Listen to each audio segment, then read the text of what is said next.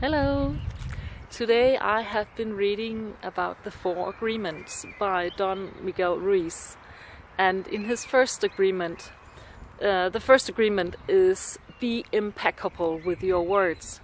And he is talking about how we have made agreements, or we have agreed with people about different judgments about ourselves, like somebody comes along and says to you, "Oh, I hate your hair, it doesn't look nice," and then you decide whether you're going to agree with them or not, and if you agree with them, well, then you're going to feel bad about your hair. And throughout your childhood you can have a lot of these kinds of agreements with different people. The teacher might say you don't read very well, and then you agree with the teacher, and then you maybe stop reading because you feel that you're not good at it anyway, so why should you read? And then you start not wanting to read, and that certainly doesn't make you better at reading, right? So these agreements that we make during our lives with other people's judgments about ourselves are all a part of what builds up our limiting beliefs about ourselves. And the thing about it is that all these things are not really true. We are born as perfect, beautiful people, all of us, with lots of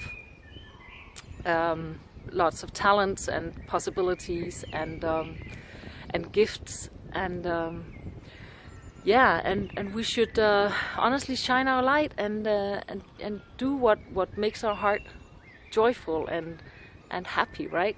So so talking about this self-talk, it just it continues throughout our adult life, and we start telling ourselves stories about, well, I'm not really good at reading, I've never been good at reading, so I can never take this education or these exams because I'm really not good at reading. And the more we talk about it, the more we confirm it, the more we believe it.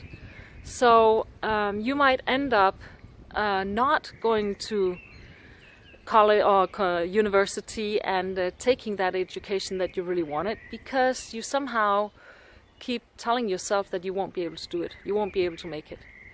And we can actually change these beliefs. We can start changing what the stories we're telling ourselves. So if we start becoming aware of what are the stories we're telling ourselves about ourselves, or what are the stories that we're telling about other people, because our opinion about other people is not necessarily the truth, and we should be very careful what we do say to other people about what we believe about them, and especially children, because that can really put in some limiting beliefs and damaging beliefs in their minds, and that they might have really trouble with